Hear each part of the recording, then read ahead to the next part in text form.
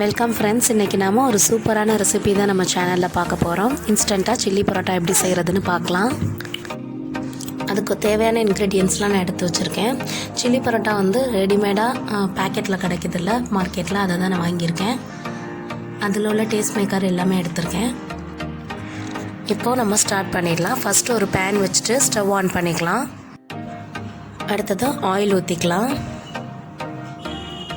Oil நல்லா heat ஆனதுக்கப்புறமா நம்ம கட் பண்ணி வச்சுருக்கிற வெங்காயத்தை சேர்த்துக்கலாம்.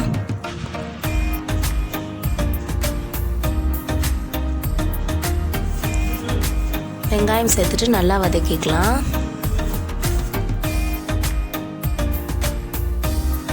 வெங்காயம் நல்லா வதங்கிட்டு இருக்கும்போதே இதில் நம்ம கட் பண்ணி வச்சுருக்கிற கேப்சிகம்ஸ் ஆட் பண்ணிக்கலாம். கேப்சிகம் வந்து எனக்கு க்ரீன் கலர் தான் கிடைச்சது. உங்களுக்கு என்ன கலர் கிடைச்சிருந்தாலும் பரவாயில்ல, ஆட் பண்ணிக்கோங்க. ரெண்டையும் சேர்த்துட்டு நல்லா வதக்கிக்கலாம். இப்போ இது வதங்கிட்டு இருக்கும்போதே இதுக்கு தேவையான உப்பு சேர்த்துக்கலாம்.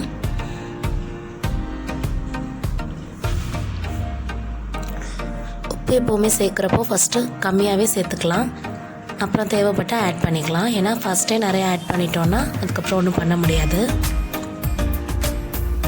நல்லா வதக்கியாச்சு. இப்போ இதில் இஞ்சி பூண்டு பேஸ்ட்டு சேர்த்துக்கலாம். இப்போ இதில் பச்சை ஸ்மெல் போகிற அளவுக்கு இதை நல்லா நம்ம வதக்கிக்கலாம்.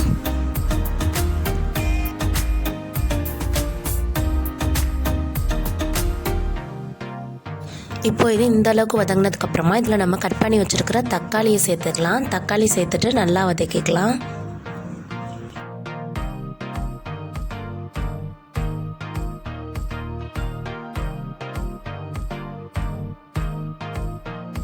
இப்போ இந்த ஸ்டேஜில் நம்ம மிளகாய் தூள் ஆட் பண்ணிக்கலாம்.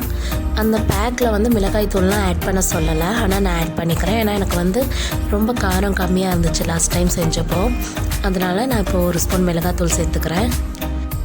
இந்த சில்லி பரோட்டா பேக் கூடவே ஒரு டேஸ்ட் மேக்கர் மசாலா பேக்கெட் ஒன்று இருந்தது, அதையும் நான் சேர்த்துக்கிறேன். இப்போது நான் வந்து 2 பேக்கெட் செய்கிறதுனால 2 மசாலா பேக்கெட், ஸோ நான் ரெண்டையுமே சேர்த்துக்கிறேன். சேர்த்துட்டு நல்லா மிக்ஸ் பண்ணி விட்டுக்கிறேன்.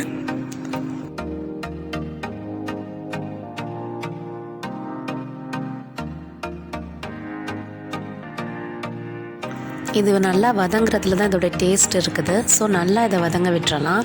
தக்காளி, கேப்சிகம், வெங்காயம் எல்லாமே நல்லா வதங்கி மேஷ் ஆகி வரும் நம்மளுக்கு. அப்போது வந்து டேஸ்ட் இன்னுமே பெட்டராக இருக்கும். ஸோ கொஞ்சம் வெயிட் பண்ணிவிட்டு இது நல்லா வதங்கினதுக்கப்புறமா இதில் தண்ணி ஆட் பண்ணிக்கலாம்.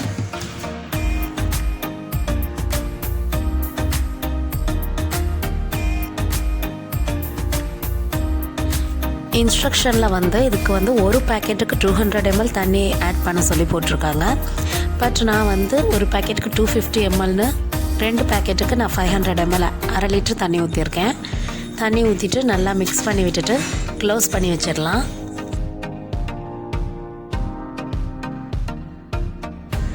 இப்போ இது நல்லா மிக்ஸ் பண்ணிவிட்டேன். இதுக்கு வந்து ஒரு லிட் வச்சு க்ளோஸ் பண்ணிக்கிறேன். இப்போது க்ளோஸ் பண்ணிவிட்டு கொஞ்சம் நேரம் கழித்து இதை ஓப்பன் பண்ணி பார்க்குறப்போ நல்லா கொதிச்சிட்டு இருந்தது. இந்த ஸ்டேஜில் நான் வந்து இந்த பரோட்டாஸை வந்து ஆட் பண்ணிக்கிறேன். அது வந்து கொஞ்சம் பெருசாகவே தான் இருக்கும். நம்ம வந்து கொஞ்சம் உடச்சி இதில் ஆட் பண்ணிக்கலாம். ஏன்னா அப்போ தான் அது வந்து நல்லா வேகிறதுக்கு ஈஸியாக இருக்கும்.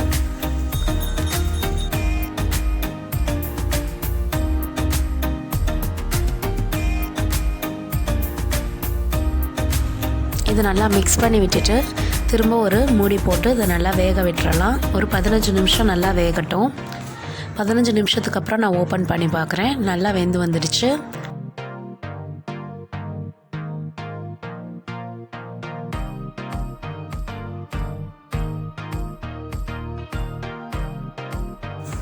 இப்போ அவ்வளோதான் ஃப்ரெண்ட்ஸ். இப்போ இது ரெடி ஆகிடுச்சு. இது மேலே கொத்தமல்லி இலைகள் தூவி ஸ்டவ் ஆஃப் பண்ணிடலாம். இப்போ ரொம்பவே சூப்பரான ஸ்பைசியான சில்லி பரோட்டா ரெடி ஆகிடுச்சு.